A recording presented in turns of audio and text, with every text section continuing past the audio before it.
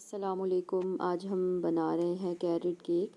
आजकल क्योंकि कैरेट्स जो हैं वो इन सीज़न है तो बहुत आसान है कैरेट्स को अप्रोच करना। तो चले हम इसको स्टार्ट करते हैं।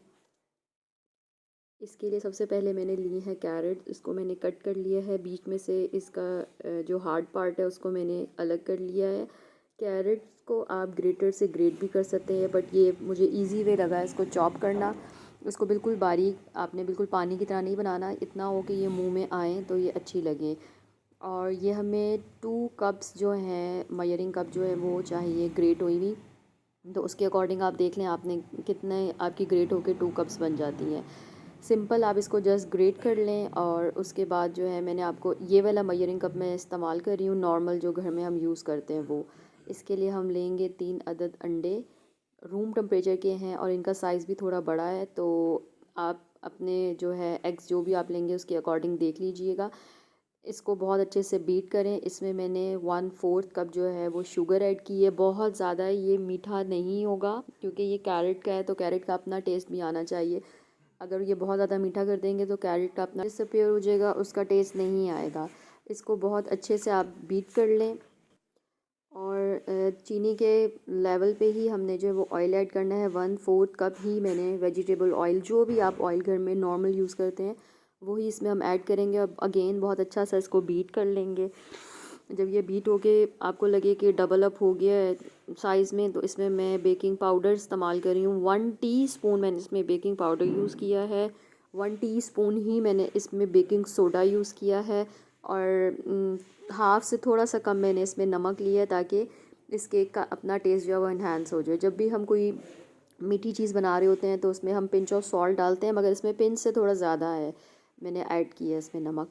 इसी तरह अब हमने वही सेम मैंने जिस कप लिया है और उसके अंदर मैं 2 कप जो है वो मैदा ऐड कर रही हूँ। सिंपल जो ऑल पर्पस फ्लोर होता है जिससे हम बेकिंग के लिए यूज़ करते हैं, वो मैंने इसमें ऐड किया। और अगेन मैं इसको बीट कर दूँगी।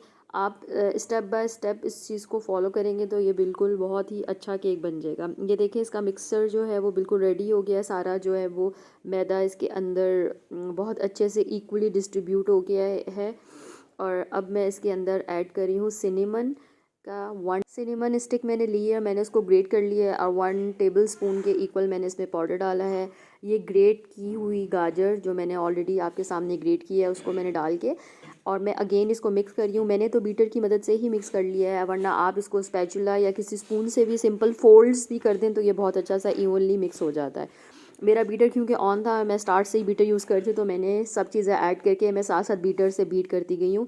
मगर याद रखें कि आपने इसको ओवर बीट नहीं करना, बस इतना ही बीट करें कि ये मिक्स हो जाए। मैंने इसमें किशमिश ली है और अखरोट लिए हैं। अखरोट को मैंने अच्छे से कट कर लिया था और उसको किशमिश धुली हुई मेरी ऑलरेडी फ्रिज में रखी हुई होती है तो वो मैंने यूज़ कर लिया।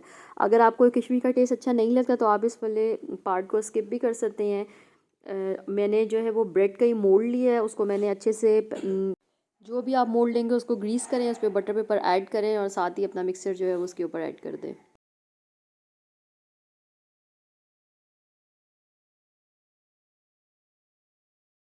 और 1-2 दफ़ा मैंने इसको फ्लोर पे ही टैप कर दिया ताकि अगर कोई बबल है तो वो उतर जाए।